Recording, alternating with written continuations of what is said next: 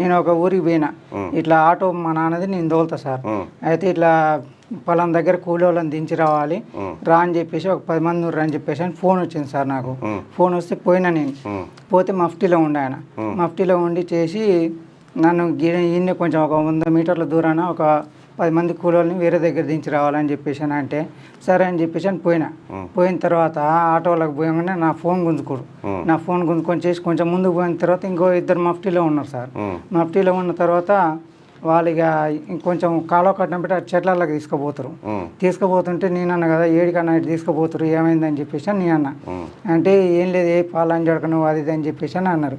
అంటే నాకు భయమే నేను ఆటో మలుపుకొని వెంబటే నేను కొంచెం ముందుకు వెళ్ళేసిన. మళ్ళీ ఊర్లోకి పోయినా నేను. పోతే ఆటోలో కూర్చున్న వ్యక్తి నన్ను గొంతు పట్టుకొని వెనకంగా 4-5 గుద్దులు గుద్దిండు. ఇటు పోతేనే కాలువ ఉంది, ఇటు పోతేనే చెట్లు ఉన్నాయి, ఇంక బండి పల్టీ కొట్టేటట్టు ఉంది. ఇక అట్లా అని చెప్పేసి అని ఇక నేను పోలే. ఇక ఇంక ఊర్లోకి వెళ్ళిపోయిన తర్వాత వెనకలంగా 2 బైకులు వచ్చి అడ్డం పెట్టి నన్ను బైక్ ఆటోల నుంచి గుంజి బైక్ మీద వేసుకుని వాళ్ళు సాగర్ పిఎస్ నుంచి వచ్చినామని చెప్పేసి నా లొకేషన్ ట్రాప్ చేసి ఎవరు కంప్లైంట్ చేశారు? కంప్లైంట్ ఒక ఆయన ఉంగరాల సీన్ అని కాంగ్రెస్ పార్టీ నుంచి బీసీ వాళ్ళతో బీసీ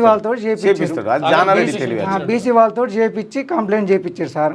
కంప్లైంట్ చేపించి నేను ఎఫ్ఐఆర్ కాలేదనుకోని చెప్పేసి అని నేను అన్నా.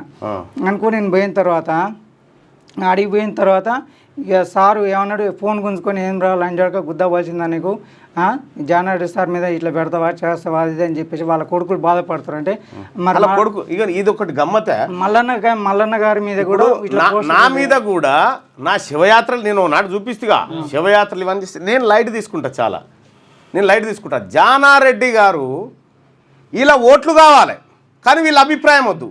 బీసీల లెక్క తారుమార్కు నువ్వు బాధ్యునివి కాదా?